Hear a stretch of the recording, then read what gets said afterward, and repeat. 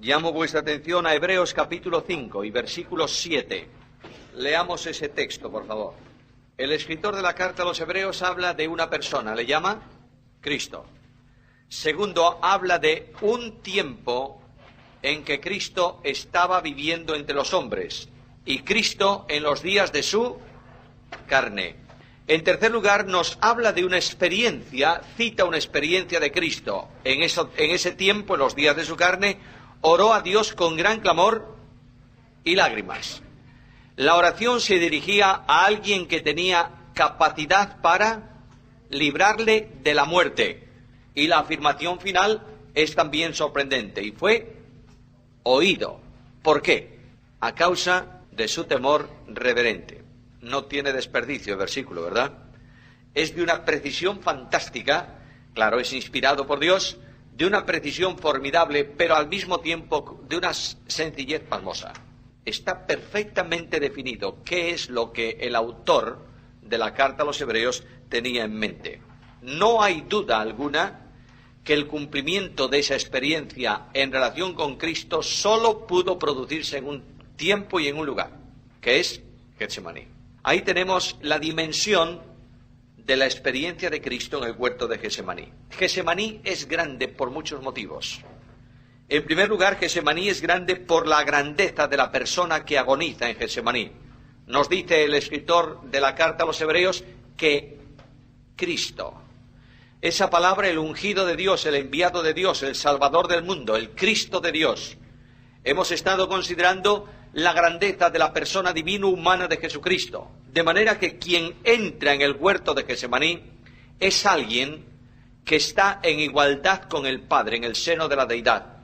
Y aquel verbo fue hecho carne y habitó entre nosotros. En el principio era el verbo, y el verbo era con Dios, y el verbo era Dios.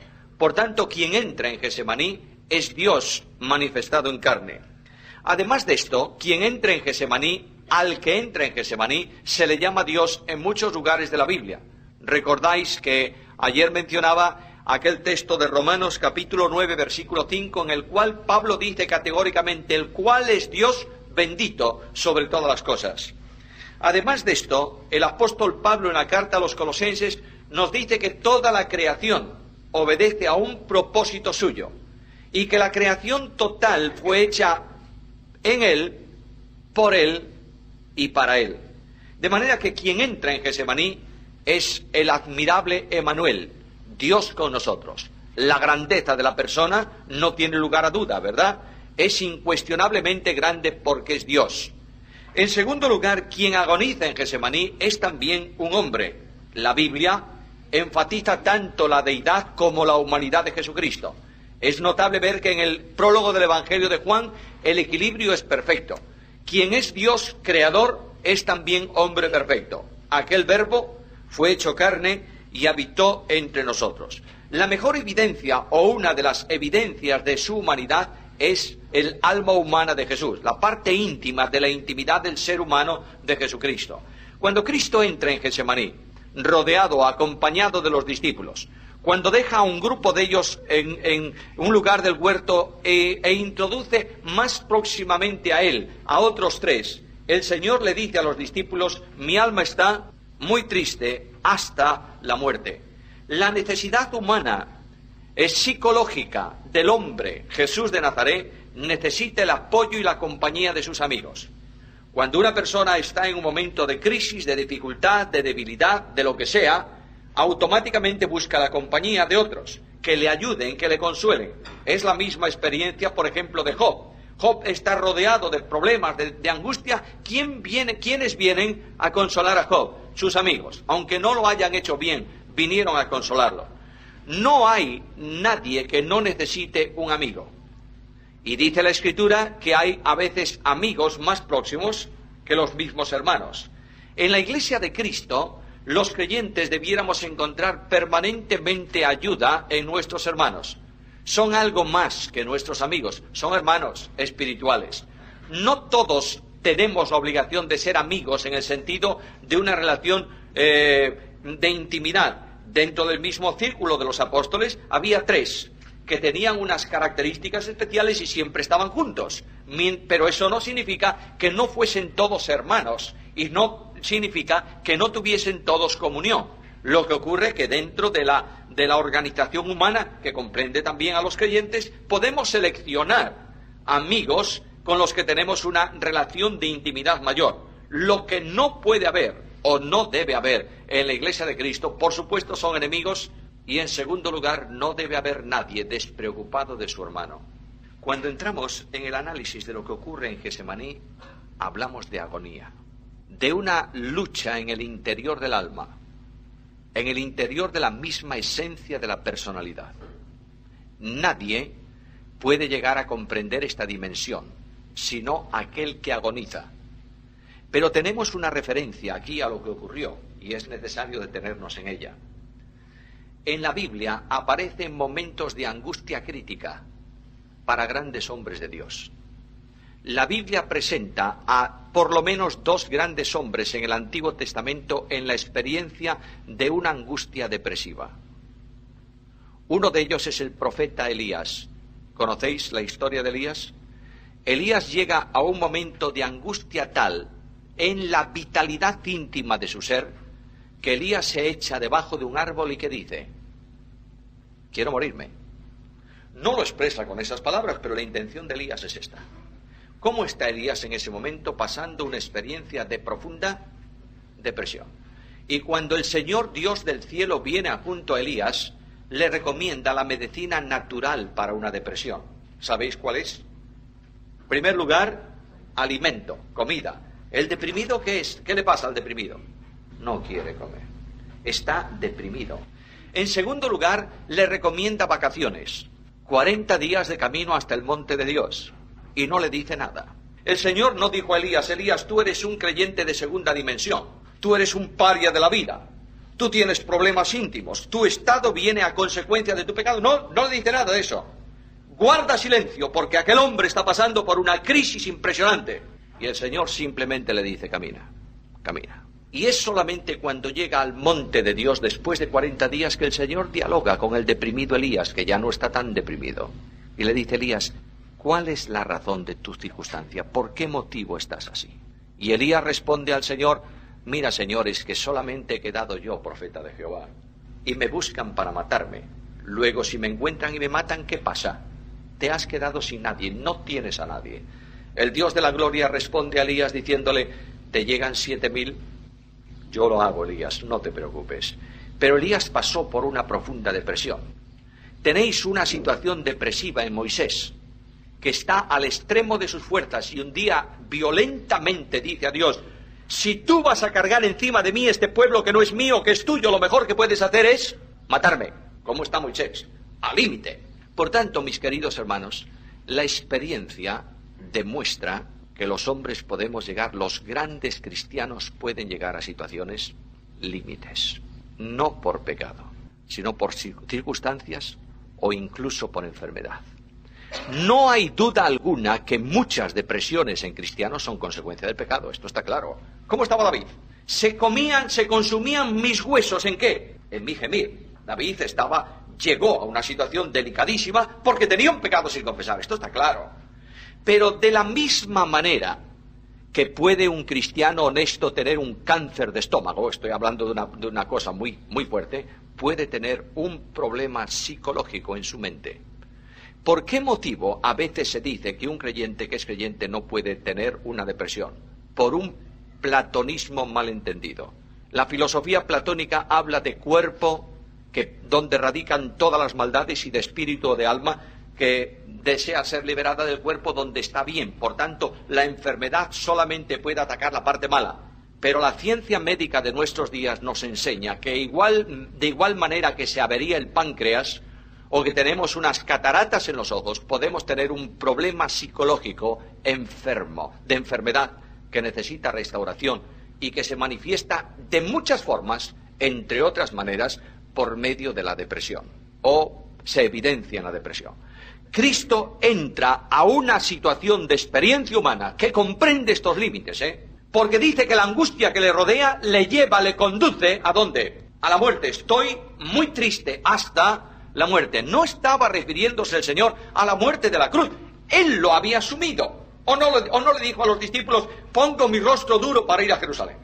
El concepto de muerte lo había asumido perfectamente el Hijo de Dios. Ahora, no solamente es grande por la persona que agoniza, sino que es grande por la santidad del que agoniza. Mirad Isaías capítulo 6, versículos 1 al 3. No hace falta que abráis la Biblia, sé que lo sabéis de memoria. El gran trono de Dios, el maravilloso, el magnífico trono de Dios. Y sentado en el trono de Dios, Dios mismo, indudablemente Jesucristo, el Señor, está allí. Es el Jehová del Antiguo Testamento. ¿Qué dicen los serafines? Santo, santo, santo. La muerte de Cristo en la cruz del Calvario va a producirse en razón de su santidad.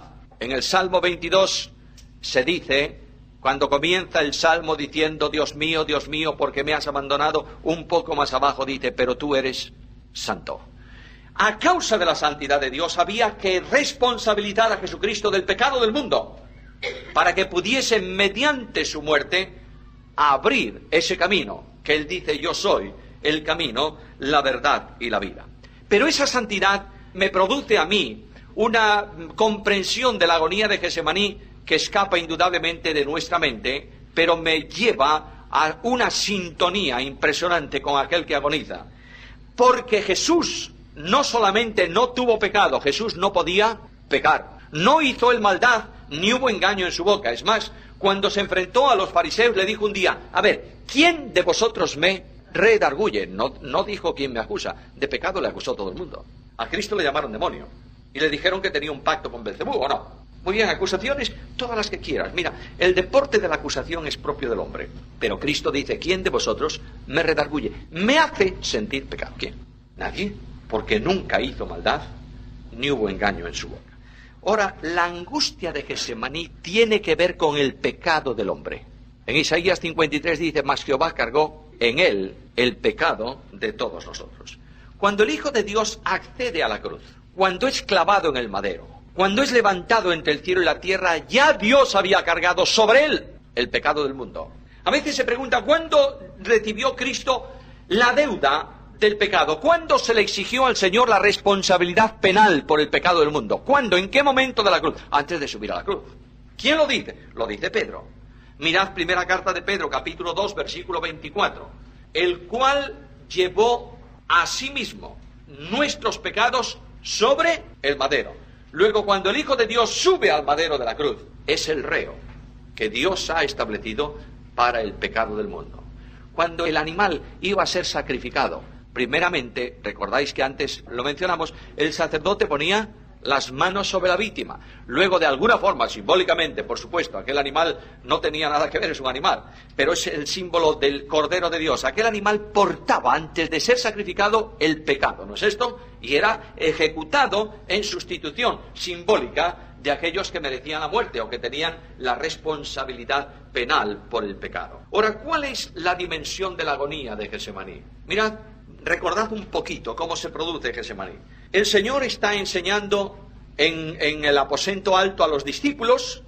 El Señor se levanta de la mesa. Cuando va a salir tiene la oración intercesora, que se llama así, de Juan capítulo 17, paréntesis. Para mí la oración de Juan 17, aunque tiene mucho de intercesión, es esencialmente una oración de rendimiento de cuentas del siervo al dueño.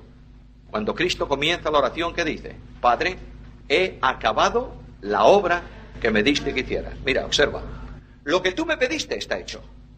Ahora, ya que está terminado y no tengo nada más que hacer, ahora voy a pedirte por estos que me has dado. Y comienza la oración intercesora. Pero es el siervo que dice al dueño, aquí no hay nada más que hacer. He terminado todo el programa que me diste. El Señor sale del aposento. Cruza, sin duda, las calles solitarias de Jerusalén. Están celebrando la Pascua. Atraviesa el torrente de Cedrón y sube la cuesta hasta el Monte de los Olivos. Y en el Monte de los Olivos entra en el huerto con los discípulos. Quedan 8 allí delante, otros 3 acompañan al Señor y comienzan las oraciones de Jesús. Las oraciones de Cristo no han sido unas oraciones brevísimas como los evangelios sintetizan. Si es posible, pase de mí esta copa, mas no mi voluntad sino la tuya. El Señor ora largamente en Getsemaní. Tanto es así que cuando despierta cada vez a los discípulos, ¿qué les dice? ¿No habéis podido velar conmigo cuánto tiempo? 1 hora. Es verdad que los judíos Cuentan las horas completas como inicio de la hora. Por eso, un día para un judío podía ser desde la puesta del sol hasta la puesta del sol del otro día, o podían ser unas cuantas horas del día siguiente. Pero no importa. El hecho es que si los discípulos son capaces de dormirse, quiere decir que el Señor oró largamente en Getsemaní. Las oraciones de Cristo están rodeadas de angustia. El sufrimiento del Señor no es un sufrimiento externo, es un sufrimiento interno. Y la agonía se expresa en oración. Cristo agoniza, y la postura de Cristo ya evidencia cuál era la carga moral que había sobre Jesús. Las oraciones comienzan de rodillas, pero la última oración se hace tendido en tierra. Tan largo como Jesús era, estaba puesto en tierra. Y en medio de esa tremenda conmoción de angustia vital, Dios envía del cielo un ángel para confortarle. ¿Qué le dijo el ángel a Jesús? Todos nosotros necesitamos un estímulo, ¿verdad? Para hacer una cosa. Un músico estudia solfeo, que es una pesadez tortuosa. ¿Por qué? Porque tiene ilusión de poner las manos sobre un teclado y sacar música. Un concertista dedica muchas horas de trabajo diarios a su instrumento. ¿Por qué? Porque quiere hacerlo sonar bien. Por tanto, hay un estímulo. Cristo como hombre necesita un estímulo para la cruz. Él la asume como parte de su obra. Ya está asumida.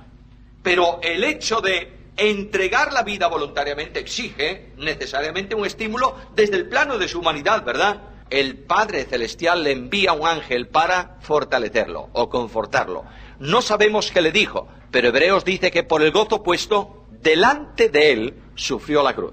Luego, el tremendo gozo de una obra realizada, la perspectiva de un pueblo alcanzado, la comunión de Dios con los hombres en una intimidad como jamás existió en la historia de la humanidad, es el estímulo que Jesús, el hombre, necesitaba para superar un problema capital. ¿Sabéis cuál era? La experiencia de la muerte espiritual. La muerte no es un estado de término, ¿verdad? Esto es lo que dice la filosofía. Tú lees calificación, significado de muerte, cese de la existencia, término de la vida. No, la muerte, lo sabéis todos, es un estado de separación. La muerte física es el estado de separación entre la parte orgánica, la parte física y la parte espiritual. El Señor dio el espíritu. ¿Qué pasó? Murió. Muy bien, ¿exterminó eso? No, porque la vida no se extingue. La vida sigue después de la muerte, ¿no es así? En una dimensión diferente, pero ahí está. Ahora, la muerte espiritual es el estado de separación entre el hombre y Dios a causa del pecado. El pecado hace separación entre el hombre y Dios, ¿no es esto? Bien, cuando Cristo asume la responsabilidad penal, va a experimentar él mismo el estado de separación entre el hombre Jesús y el Dios infinito en la cruz del Calvario. Dios mío, ¿por qué me has abandonado? ¿Por qué te alejas de mí? ¿Por qué estás distante? La intimidad personal de Jesús, el hombre, hablo desde el seno de su humanidad, que es donde está el conflicto, ¿verdad? La humanidad de Cristo ha vivido en plena comunión con el Padre, ¿siempre o no? Y tanto y tanto y tantísimo que continuamente hay un diálogo entre él y el Padre. El Padre testifica, este es mi Hijo amado. El Hijo dice, esto que yo hago, lo hago porque lo recibí de mi Padre. El ministerio de Jesús, las palabras que Cristo habló no salían de él, en el sentido de ser él el generador, sino que él dice, todo cuanto yo digo lo he oído ¿de quién? De mi Padre. Las obras que yo hago, las hago porque el Padre está en mí y yo estoy en el Padre. De modo que a ese hombre Jesús, santísimo, absolutamente santo, impecable, inmaculado, se le presenta un problema. ¿Sabéis cuál es? A causa no de tu pecado, sino del pecado del mundo, vas a experimentar la separación de Dios. Cristo entra en una dinámica de angustia, de conflicto tan terrible que nadie puede imaginarlo, porque ninguno de nosotros somos santos, en el sentido de Jesús. Hablarle a Jesús, el hombre de Nazaret, de la separación, de un instante de soledad en donde el Padre no tiene nada que ver, en el sentido de comunión, de relación con su humanidad. Esto es impresionante, ¿verdad? Además hay otra cosa. Cuando se produce la muerte física de un hombre en la experiencia de la muerte espiritual, ¿qué ocurre? ¿Qué pasa cuando muere una persona que no ha creído en Cristo? Se va al infierno y comienza para él la experiencia que Apocalipsis llama la muerte segunda. El Señor, por supuesto, no iba a ir al infierno, esto está claro, porque es la humanidad del Hijo de Dios. Está responsabilizándose penalmente de nuestra deuda, y la paga del pecado, ¿qué es? La muerte. Ahora, el Señor está diciendo: Padre, yo quiero, y esta es la angustia de Getsemaní y el ruego de Cristo, Padre, yo quiero que esta situación de rotura, de interrupción de la comunión por el pecado del mundo que yo voy a asumir, sea restaurada antes de que yo muera, antes de que yo dé mi vida voluntariamente. El temor reverente, la angustia tremenda que produce esta situación en Cristo es respondida por Dios, y lo tenéis en la cruz. En la cruz del Calvario Cristo comienza el suplicio tremendo físico de la cruz, y llega un momento en que las tinieblas rodean el Gólgota y se produce la rotura de la comunión entre el Padre eterno y Jesús el hombre. Ojo, no hay rotura en el seno de la Trinidad, ¿está claro? No hay posibilidad de rotura en el seno trinitario por una razón, porque participan de la misma esencia y de la misma naturaleza. Pero Jesús el hombre perfecto, el que va a dar su vida por los hombres, sí experimenta la soledad de la comunión con Dios. Y en ese momento el Señor dice algo. En ese momento el Señor está callado. Como oveja delante de sus trasquiladores, enmudeció, no abrió su boca. Y cuando pasan esas horas de tinieblas, cuando las ondas y las olas del juicio de Dios descienden sobre el Señor, cuando la vara de la justicia cae sobre el inocente, cuando la pena del pecado es reclamada a quien nunca hizo pecado, cuando la luz vuelve a alumbrar el Gólgota, el Señor comienza a recitar el Salmo. Dios mío, ¿por qué me has abandonado? Indudablemente el hebreo en ese salmo permite la traducción en lugar de en forma de pregunta, en forma de sorpresa, como si Jesús dijese: Dios mío, ¿por qué? De admiración me has abandonado. ¿Por qué has estado lejos de mí y de las palabras de mi clamor? La razón es que tenías que hacerlo para hacer la obra de redención. Y Cristo recita posiblemente todo el salmo, aunque el evangelista escucha la primera palabra y toma esa palabra de los labios de Jesús. Y antes de morir, antes de dar su vida voluntariamente, Jesús ya no trata al eterno de Dios. Le vuelve a llamar Padre.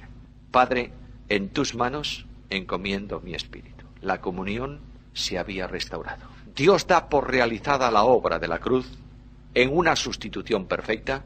Solo queda la vida que va a entregar su Hijo voluntariamente, y antes de la muerte del Señor, la comunión con Dios queda restaurada para el hombre Jesús que entrega su vida, de manera que el Señor fue oído por su temor reverente. Ahora, ¿Cristo es modelo para la vida del cristiano o no? ¿Nosotros vamos a seguir una reproducción idéntica a la del Señor o no? Sí, el proceso nuestro es ser hechos semejantes a Cristo. Mirad el proceso.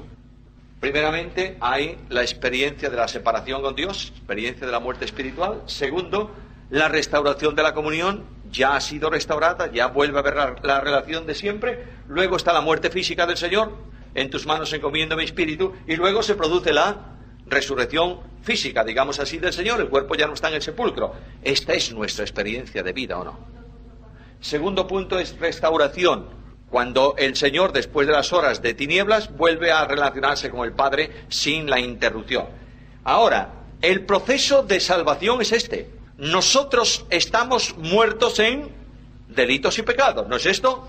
Cuando creemos en Cristo, Dios nos junta con Cristo, resucitados juntamente con Él. Tenemos una restauración de la comunión. Luego, ¿qué va a pasar? Si el Señor no viene antes, vamos a morir físicamente y después vamos a resucitar, para que en todo seamos hechos conforme a su imagen. Ahora, Getsemaní es un lugar de soledad, ¿sabéis? En la cruz el Señor entra en sufrimiento físico, entra en experiencia de relación con Dios, pero en el huerto de Getsemaní Jesús está absolutamente solo, porque los discípulos, ¿cómo están? Durmiendo. De modo que Él se enfrenta al problema profundo de su humanidad en una soledad absoluta. Conozco testimonios de personas que en medio de profundas crisis personales estuvieron solos. Lamentablemente esto es muy típico entre nosotros, ¿sabéis? Cuando un creyente está pasando por un conflicto profundo, no siempre tiene la ayuda de sus hermanos. No siempre los pastores de la iglesia están cerca de él. Se encuentra como una oveja enferma y abandonada. Yo quiero alentarte si estás pasando por una experiencia semejante. Estás siendo conformado a la imagen de Jesús. Cristo estuvo solo. Y en medio de ese tremendo conflicto, la oración concluye con un canto de triunfo de Jesús, ¿o no? Vamos, vámonos de aquí. Ahora ya podéis dormir y descansar. El asunto está resuelto. Y aquellos pobres cansados de sueño, tensos por las palabras, van a acompañar un poquito de tiempo más a Jesús. Algunos van a estar dentro del patio de la casa donde se está juzgando al Señor, ¿verdad? Algunos, un grupo pequeño, va a estar cerca de la cruz. Un evangelista dice que estaban cerca de la cruz y el otro dice que estaban lejos. ¿En qué quedamos? ¿Estaban cerca o estaban lejos? A ver, otro paréntesis.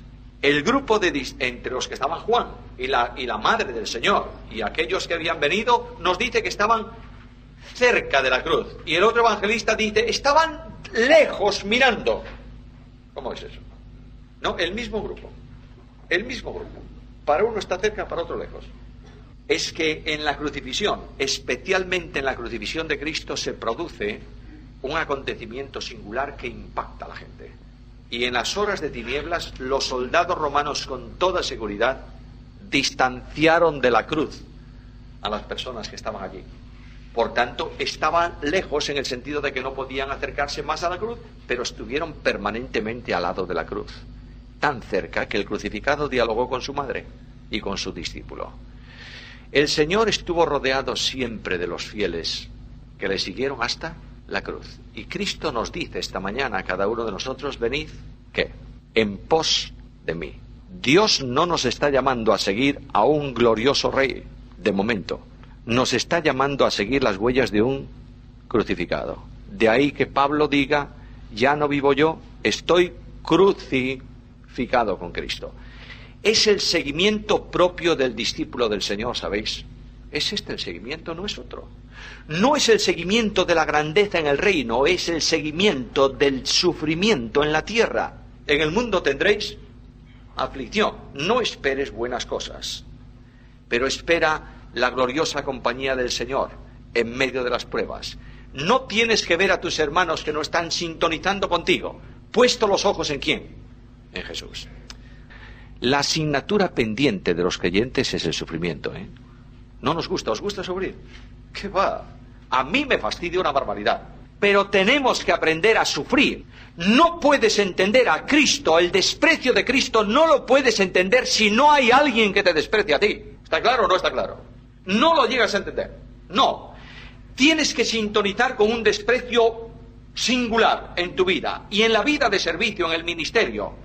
Dios te prueba con profundos problemas, con desprecio, con golpes y con un montón de cosas, para que tú abras capítulo 53 de Isaías y digas, enmudeció y no abrió su boca, y entiendas desde la experiencia lo que de otra forma solo lo entiendes desde la inteligencia. No hay que buscar el sufrimiento, ¿eh? El creyente no es un masoquista, no. No busques el sufrimiento, pero estate dispuesto a sufrir por Cristo, ¿verdad? Yo quiero deciros algo a mis hermanos, especialmente a los jóvenes. Mirad, jóvenes, la situación de la Iglesia evangélica en España hoy por hoy está exigiendo de los creyentes comprometidos pagar un precio. El precio que hay que pagar es un precio alto.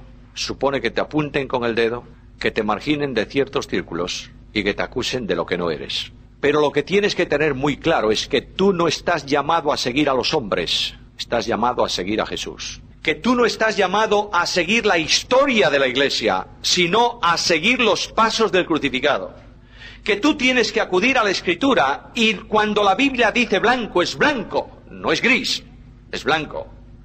Y cuando tú te sitúas en honestidad delante de Dios, te das cuenta de algo. Tú no vas a ser juzgado por el tribunal de los hombres, vas a ser juzgado por el tribunal de Cristo, delante de quien vas a comparecer. Y yo, al menos yo, personalmente, no quiero, bajo ningún concepto, bajar mi vista avergonzado de los ojos del Señor.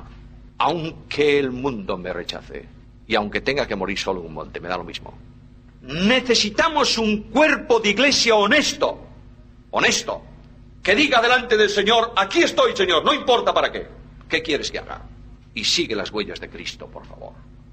Y comenzarás a sentir la paz de Cristo, y el gozo de Cristo, y la comunión con Cristo, y la victoria en Cristo, y serás distinto.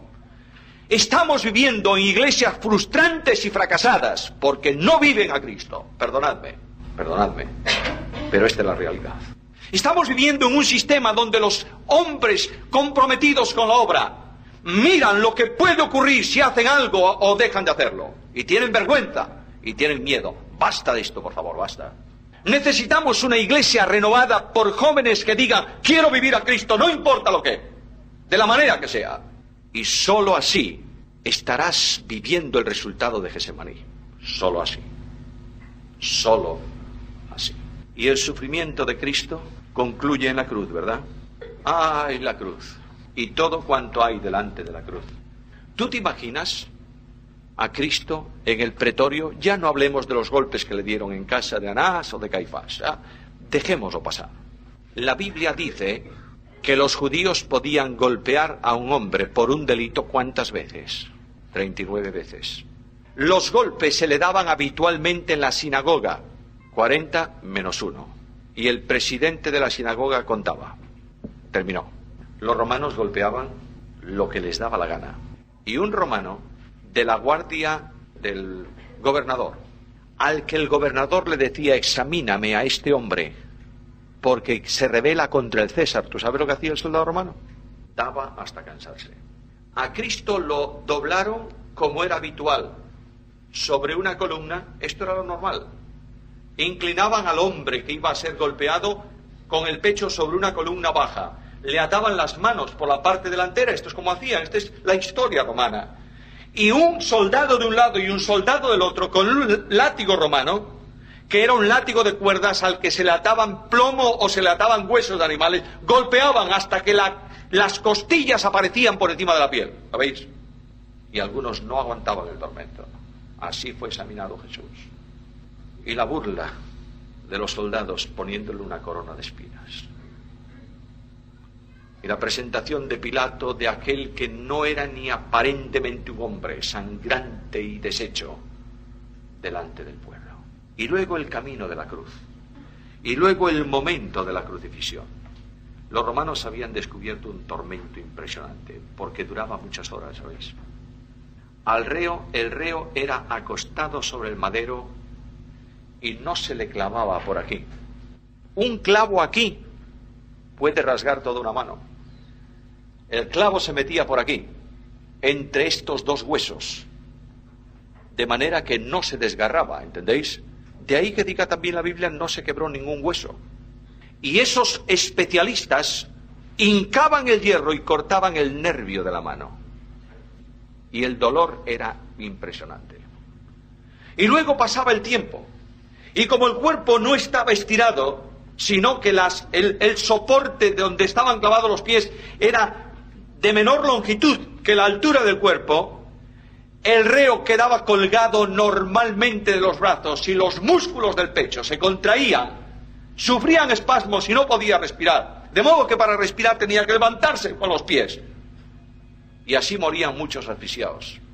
Y finalmente, para que muriesen asfixiados de verdad, ¿sabéis lo que hacían con ellos? Le rompían las piernas. Un golpe certero con la parte de abajo de la lanza del hombre romano o con el martillo quebraba los huesos de las tibias. Y aquel hombre quedaba colgado y se moría asfixiado. ¿Qué os parece? ¿Qué os parece? Ahora, todo esto es tremendo. Pero lo más importante para mí, ¿sabéis qué es, hermanos míos? Es una pregunta que yo me hago esta mañana. Yo me acerco por la fe a la cruz hoy. Quiero entrar en el sitio donde el Señor muere. Y contemplo al crucificado. Y veo la angustia y el dolor y la soledad. Y pregunto al Señor, ¿por qué mueres, Señor? ¿Por qué? Y la Biblia me responde, el Señor te amó a ti y se entregó a sí mismo por ti. Y cuando yo recibo esta respuesta me pregunto, ¿y qué podré yo darte a ti a cambio de tan grande don. E inmediatamente el alma cristiana siente el impacto de la gracia, ¿entendéis? Y es en ese momento de comunión, de identificación con Cristo, que tú puedes decir, como dice Pablo en Gálatas, lejos esté de mí gloriarme, sino en la cruz de nuestro Señor Jesucristo. Oh, hermanos míos, queridos míos, la cruz de Cristo está muy lejos del púlpito de la iglesia en nuestros días, ¿verdad? ¿O no? Hablamos de santidad, tenéis que ser santos. Ay de aquel que vaya aquí y allá. No, por favor. ¿Por qué no presentas la cruz de Cristo? Es bastante. Y dices, el santo murió por el pecado tuyo. Déjalo, no digas nada más, es bastante. Deja que el Espíritu haga su obra. Deja que el grande, que se cree grande y que es el perfecto en doctrina y el grande de los grandes en la iglesia, el sumo, el dechado, el admirable, déjalo que se enfrente con la cruz y tenga que decir, mi gloria solo es la cruz de Cristo. Déjalo, por favor. Oh, hermanos queridos, es necesario retomar la cruz y ponerla en el púlpito de la iglesia, si no, no tenemos razón de vida. El Señor me amó a mí. De ahí que Pablo diga, cuando pide consagración, hermanos, os ruego por las misericordias de Dios. ¿Hay algo que puedes negar a Cristo esta mañana? ¿Tú? ¿Hay algo? ¿Eres capaz de decirle a Cristo por algo no? Cuando Él dio todo por ti, si lo haces eres un ingrato y no has captado el amor de Jesús. Nada más impresionante que el amor de Cristo. Hace tiempo leía una hoja del diario de un hombre fundador de la obra misionera en Galicia. Un hombre que fundó la iglesia en Marín. Tiene un montón de himnos en nuestro himnario. Enrique Turral. Este hombre escribía una carta que copió en su diario a Inglaterra, al Fondo Misionero Inglés, sobre la obra que él estaba haciendo, y dice literalmente esto. Me impactó tanto que la recuerdo de memoria. Dice, los creyentes de la iglesia son gente humilde, algunos marineros, otros labradores, que lloran cuando se habla de la cruz. El pueblo de Dios ha dejado de llorar y ha sustituido las lágrimas por las quejas. Vamos en un camino equivocado. Es necesario retomar el contenido de la cruz. Sentir la emoción esta mañana es bueno, la emoción sana de enfrentarse con los ojos del crucificado. No después, en la misma cruz. La palabra redención es una palabra, nosotros no tenemos más que un verbo, redimir. Comprar pudiera ser, pero la palabra, el texto griego tiene 4 verbos para hablar de redención. El primer verbo que se traduce como redimir es el verbo agorazo. Agorazo es un verbo, agora era, ¿qué era? La plaza pública, el mercado.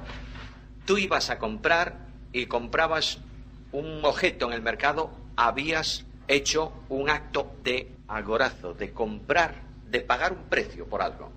Aquí este verbo implica solamente el hecho de pagar un precio. Yo quiero comprar algo, ¿cuánto vale? Tanto, pago el precio. El segundo verbo es el mismo, pero con la preposición ec o ex. Ex, agorazo. Cada vez que encontréis esa preposición, bien así, porque vaya unida al verbo bien separada, que entonces la encontraréis como ec. Esa preposición siempre significa sacar algo. De manera que al verbo pagar se le añade un sacar. Es pagar y sacar. Por ejemplo, tú ibas al mercado, había un esclavo, decías, ¿cuánto vale? 100 denarios, pagabas, el esclavo estaba todavía allí, de momento solamente era este verbo, agorazo, pagaste. Segundo, tomabas al esclavo y te lo llevabas contigo, ex agorazo, lo sacas del ágora, ya no está a la venta. El Señor pagó y nos sacó, ¿no es esto? Pablo escribiendo a los Colosenses, el cual nos libró del poder de la potestad de las tinieblas y nos ha trasladado al reino de su amado Hijo. El tercero es un verbo que no tiene nada que ver con este verbo, sino que es el verbo lutro o litro. Este verbo lutro o litro, me da lo mismo, pronunciad el griego paréntesis. Nadie sabe cómo se pronuncia el griego koiné, nadie. Se sabe cómo se pronuncia el clásico, el koiné no. De modo que cuando yo oigo a veces a una persona que pierde 3 minutos y medio diciendo si es dulo o doulos, me produce una cierta acidez de estómago. Que tradicionalmente se aceptó una forma y que la U se pronuncia como Y, está bien, hombre, no está. Lo que yo quiero saber es que este verbo significa sacar y cortar. De manera que lo que hace el que compre el esclavo lo saca del mercado. Primero paga agorazo, segundo lo saca ex agorazo y luego le corta las cadenas y lo deja en libertad. Aquí tenéis todo el concepto de redención. En primer lugar, el Hijo de Dios desciende del cielo para pagar un precio. Fuimos rescatados de nuestra vana manera de vivir, no con cosas corruptibles, y para hablar de cosas corruptibles habla de cosas incorruptibles. Oro o plata. Lo único que afecta al oro, que descompone el oro, es el agua regia, el ácido, ese tipo de ácido. El mercurio lo hace blanco, pero sigue siendo oro. Tú dejas un anillo de oro dentro de un pilón de agua, 45 años y medio, y a última hora estará un poco negro por fuera, pero sigue siendo oro. No se oxida. Dice, eso es incorruptible. Dios pagó el precio nuestro con un dinero incorruptible, la sangre de Cristo. Bueno, ya pagó. Ahora el Señor me saca de donde estoy y me hace suyo, porque para ser salvo tengo que salir del poder de las tinieblas y ser trasladado ¿a dónde? Al reino de su amado Hijo, y estoy en Cristo Jesús. Y finalmente, Cristo me da ¿qué? Libertad. Somos libres en Cristo. Cuando hablamos de libertad estamos hablando de la esencia de vida cristiana, Dios vino en Cristo para hacernos ¿qué? Libres. ¿Está claro o no está claro? Luego, si nos hace libres, ¿qué significa? ¿Que éramos esclavos? ¿Está claro? Nadie hace libre a nadie si no está en una situación de esclavitud. Cuando Dios creó al hombre, ¿lo creó libre o no? ¿Sin condicionantes? Sin condicionantes. Lo hizo tan libre que el hombre podía hacer lo que quería y escoger sin condiciones en una escala de valores. ¿No es así? Bien. De manera que el hombre voluntariamente escogió desobedecer a Dios. ¿Tenía algún condicionante el hombre para desobedecer? No. ¿Lo hizo voluntariamente? Sí, en el ejercicio de algo que se llama libertad absoluta. Es decir, Dios le había dicho, no comas de ese árbol. Él pudo comer o no, decidió comer, pero lo hizo en plena libertad. Nosotros hoy en día no tenemos el libre albedrío de Adán, tenemos un arbitrio condicionado, porque la Biblia dice que a consecuencia del pecado el corazón del hombre es continuamente al mal. Luego nosotros, el mismo Pablo dice, encuentro dentro de mí que hay algo que me lleva a hacer lo que no quiero. Ese condicionante nuestro hoy no lo tenía Adán. Adán era libre, porque era absolutamente santo, no tenía pecado. En el momento en que Eva, es igual, en el momento de la tentación, en el momento en que el hombre sucumbe al tentador, lo hace escogiendo una falsa libertad. El tentador viene al hombre y le dice, ¿tú eres libre? ¿Qué va? Si fueses libre, podrías comer de eso. Dios no te ha hecho libre, te ha condicionado. ¿Tú quieres ser libre? Ser libre significa conocer lo que Dios conoce, el bien y el mal. ¿Tú quieres ser libre? Y el hombre dijo, quiero ser libre. Y comenzó a andar en un camino de libertad. Es como cuando, ¿sabéis cómo se cazan algunos monos en la selva? Se pone un coco, ¿sabéis lo que es un coco? Un coco seco. Lo llenan, le hacen un agujero, es pequeño arriba, lo atan, lo llenan de semillas o de fruta que le gusta al mono. Y el tonto del mono viene y mete la mano dentro del coco, agarra las semillas y cuando quiere sacar la mano, como la tiene llena de semillas, ¿qué pasa? No sale. Y allí gruñe el tipo tirando el coco y lo que tenías era que dejar las semillas y sacar la mano. Bueno, pues ya está. Eso en el Ecuador es como cazan algunos monos. Bueno, muy bien. Ahí tenemos, el hombre dio el primer paso en un camino de libertad y cayó inmediatamente ¿en qué? En la esclavitud de cadenas espirituales. La primera cadena que ató al hombre a esclavitud es la cadena del yo. Hasta entonces, Adán nunca dijo yo. Mirad lo que dice Eva al tentador. El Señor nos ha dicho, no comáis. Luego, ¿quién está primero en la vida de Eva? ¿Yo o tú? El tú de Dios, ¿no es así? Esta cadena de esclavitud forma parte de ti mismo. No puedes romperla tú, no puedes. No puedes, déjate de tontadas. Tú no puedes luchar contra ti. Sería la autoaniquilación. Tú no puedes, ¿verdad que no? No. Segunda cadena que cayó sobre el hombre, la cadena de la carne. La carne es el sistema espiritual de oposición a Dios. que condicionan tu ética. Las obras de la carne son tal. ¿No es esto? Bien, ¿tú puedes luchar contra esto? ¿Qué va, hombre? Si es tu naturaleza. Mira, cuando tú vas a visitar una oficina en España, ahora ya está prohibido fumar en las oficinas públicas, ¿verdad? Bueno, menos mal. Pero tú ibas a visitar una oficina pública a veces. Y resulta que era una oficina chiquita y fumaba todo el personal de allí, más todos los que estaban en la cola esperando ser atendidos. De modo que tú entrabas allí y a los 3 minutos de estar ya dentro te faltaba el oxígeno y se te ponían los ojos colorados. ¿Por qué motivo no resuelves el problema cuando estás en una situación? ¿Cómo puedes resolver tú el problema del humo dentro de un local lleno de humo? No respirando. ¡Qué sencillo! No te preocupes, hombre. Tú tienes problema con el humo, deja de respirar. Y tú dices... Y aguantas 1 minuto. Bueno, ya es aguantar. Pero no sabes que te hace daño, deja de respirar. Pero ¿cómo voy a dejar de respirar? Si es mi naturaleza, ¿verdad? Es mi naturaleza. No puedes hacer nada. Es tu naturaleza. Puede ser que no cometas adulterio, ¿verdad? Pero ¿cuántas veces has visto a la mujer del prójimo? O el marido de la prójima. ¿Cuánto? Y no me diga nadie historias, ¿eh? No me digan historias. Y no me diga nadie que un hombre muy espiritual es aquel que va por la calle y no ve pasar un monumento a su lado. Eso es una estupidez. Tú eres así porque eres tú, ¿no es así? Bien. ¿Puedes luchar contra esto tú? ¿Qué va? ¿Eres esclavo? Esclavo, con 2 cadenas. Tercera cadena, el mundo. Y esa cadena del mundo, no luches tampoco tú contra ella, no puedes. No améis al mundo ni las cosas. Ya he dicho muchísimas veces que las cosas no es la lista de prohibiciones que yo tenía cuando era joven en mi bolsillo, ¿eh? No la tenía físicamente, pero la tenía. De modo que mundo en mi tiempo, por ejemplo, era una cafetería. Eso era mundo.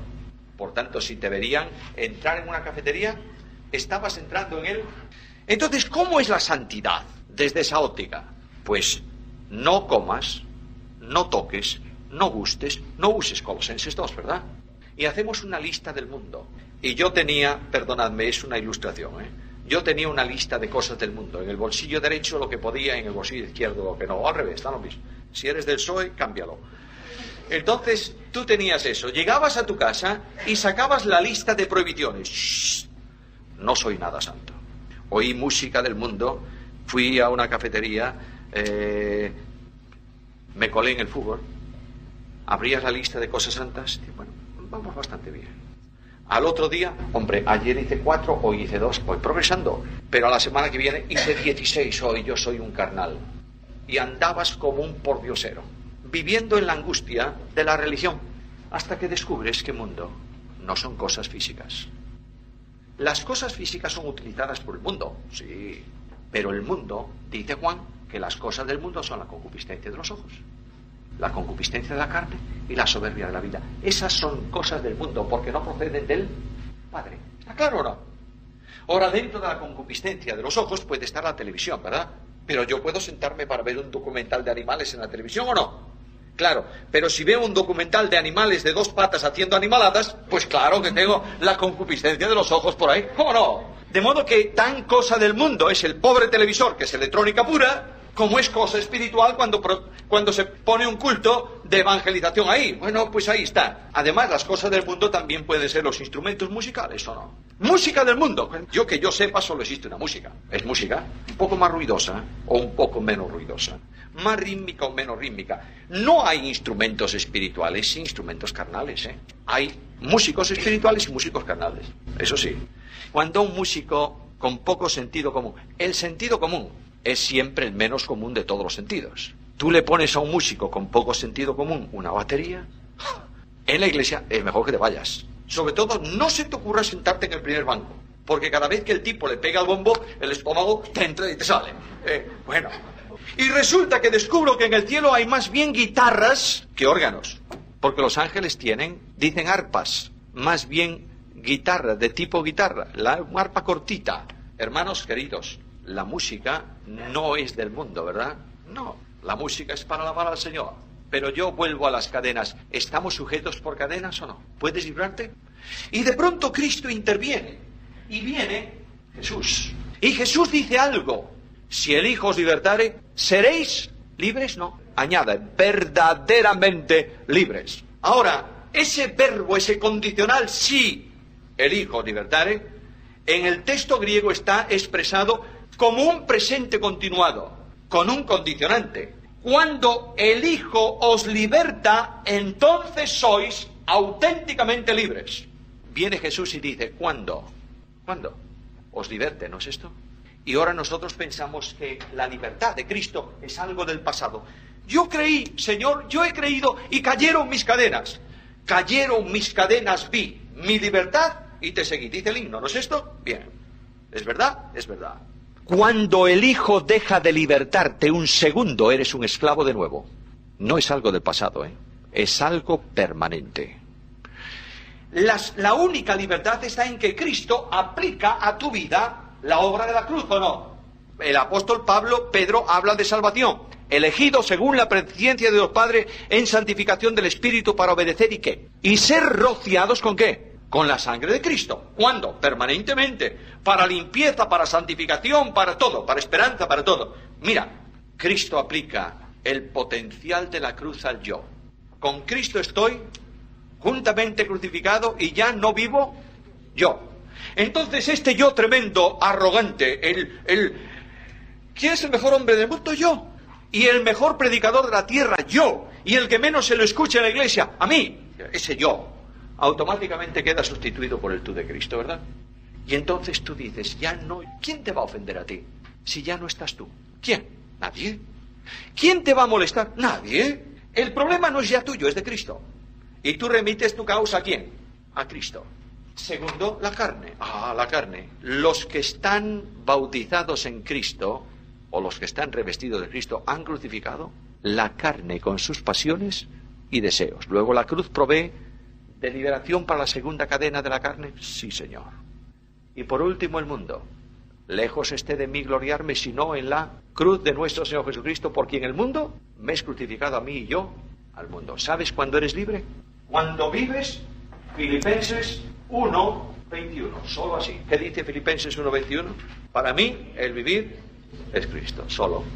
En el instante en que tú dejas de vivir a Cristo, eres un esclavo. Entiéndelo, por favor. En el momento en que dejas de vivir a Cristo, eres incapaz de perdonar a tu hermano. Entiéndelo. Porque ya eres el yo, ¿o no? No. Las tentaciones son otra cosa. Satanás vendrá a tentarte para que las cadenas vuelvan sobre ti. Las tentaciones no tienen nada que ver, pero el hecho de que ¿quién puede ofenderte a ti? Nadie, porque tú no eres nada. Vamos, no quiere decir que la cruz sea menospreciar tu persona, la potencia, pero automáticamente tú tienes capacidad de perdonar cualquier ofensa, porque no vives tú, vive Cristo en ti. Lo mismo la carne, lo mismo el mundo. Solo así eres verdaderamente libre. No intentes otras vías, eres un fracasado. Hay un libro, lo recomiendo muy fervientemente, escrito por Ironside. Vosotros sabéis quién fue Ironside, uno de los grandes maestros, tremendo maestro de las asambleas de hermanos, un hombre tremendo. Escribió un libro que se titula La Santidad, y él cuenta su experiencia en la casa de una familia, de unos padres que pertenecían al grupo pietista. Los pietistas eran personas de santidad externa. Este hombre cuenta que él no podía tocar un juguete el domingo, porque era pecado, porque era el día del Señor. Y él cuenta que en su casa tenían un órgano y un piano, y el domingo no podían tocar el piano, tenían que tocar el órgano. Y claro, el padre de este hombre, cuando hacía una trastada, le decía, yo dudo que seas cristiano, porque un cristiano no peca. Y Ironside llegó a preguntarse, yo no soy salvo. Lo dice él en el libro, es su testimonio. Hasta que un día descubre que no puedes librarte tú de nada, sino que te libra ¿quién? Cristo. Y que la vida de santificación no es tu esfuerzo desorbitado para luchar contra algo imposible. Es dejar que el Espíritu de Dios actúe en tu vida y reproduzca a Cristo, entonces eres libre. Porque Dios es el que en vosotros produce, ¿qué cosa? El querer y el hacer por su buena voluntad. Una pregunta y terminamos. ¿Cristo estaba en sintonía con su tiempo o no? ¿O era un ermitaño extraño y raro? ¿Cuántas veces iba Cristo a la sinagoga? ¿Todos los días como el fariseo? Los sábados. ¿Cristo iba a alguna fiesta social de su tiempo o no? A la boda, a la comida del publicano. ¿Cristo convertía el agua en vino? Cristo era muy extraño, muy extraño. Yo quiero vivir a ese Cristo, ¿sabes? No quiero vivir al Cristo de la historia, no me interesa. Ni al Cristo de la religión, tampoco me interesa. Ni al Cristo del dogma. Me interesa vivir al Cristo vivo, el que funciona hoy. El que está a mi lado en los momentos de soledad y el que me ayuda a caminar en el camino del seguimiento. Yo no puedo, él sí. Este es el Cristo que necesitamos, ¿entendéis? Ese maravilloso Jesús que extiende un abrazo de amor desde una cruz, para que haya siempre espacio a su lado para cualquiera. Ese admirable Señor Jesús que traza un camino estrecho para que cada uno de nosotros llevemos ¿qué cosa? La cruz, ¿cuántas veces? Cada día, y le sigamos, ¿no es así? El camino es lo suficientemente largo para que la cruz sea del tamaño que sea, no importa cuál, lo suficientemente estrecho para que solamente tú puedas llevar tu cruz. Pero ¿quién está a tu lado en el camino? Jesús. Y en el momento en que la carga es tan grande que no puedes con ella, ¿qué dice el salmista? Deposita en el Señor tu carga. ¿Y qué hará el Señor? Te sustentará, no te quitará la carga, ¿verdad que no? Yo cuántas veces, mirad, mi experiencia a veces me río de mí mismo, perdonadme, pero es así. Yo tengo que agradecer esta mañana delante de vosotros al Señor, ¿sabéis lo que? La cantidad de veces que Dios me ha dicho no, tengo que agradecérselo. Y a veces yo le digo al Señor, Señor, quítame la carga, por favor, quítame la carga. Y el Señor sabe lo que me dice. Dice, ¿por qué te voy a quitar la carga? Voy a hacer algo mejor. Te voy a coger a ti para que puedas con la carga. Porque la carga te es necesaria para que seas hecho más semejante a Jesús. Porque las tribulaciones pasajeras producen en nosotros un cada vez más excelente y eterno peso de gloria. Y porque la tribulación produce paciencia y la paciencia esperanza, etcétera, etcétera, etcétera. ¿Sí o no? Esta es la escuela del cristianismo. Tienes que llevar las marcas de Cristo si realmente eres cristiano. Porque cristianismo es vivir a Cristo. Cristianismo no es religión, es comunión con Cristo. Y si el Hijo os liberta, seréis verdaderamente libres. ¿Tú eres libre? Yo quiero preguntaros esta mañana, y no hay respuestas. Las respuestas al Señor. Examina, por favor, tu vida hoy. Pregúntate si hay alguna cadena en estas áreas. Pregúntate. Y si hay alguna cadena, ¿sabes lo que tienes que hacer? Aferrarte a la promesa del Señor. Señor, tú dices, si el Hijo os liberta, yo quiero ser verdaderamente libre. Oh, qué ilusionante iglesia es la iglesia de la libertad en Cristo. Tremendo. En donde los niños van a la iglesia gozosos, ¿sabéis por qué? ¿Sabéis por qué? Porque van a disfrutar un ambiente de libertad en Cristo. Donde los jóvenes no escapan de la iglesia porque no tienen cargas impositivas, porque la carga que llevan, la llevan juntamente con Cristo, y la carga es fácil, y el peso muy ligero, ¿o no? Donde los mayores sienten la ilusión de una iglesia que ven crecer, dimensionarse, y se gozan en una iglesia verdaderamente libre. Solamente la iglesia es libre cuando mira a Cristo, entroniza a Cristo, y sigue a Cristo, ¿está claro? Hermanos, que la gracia de Dios opere en nosotros para gloria de su nombre.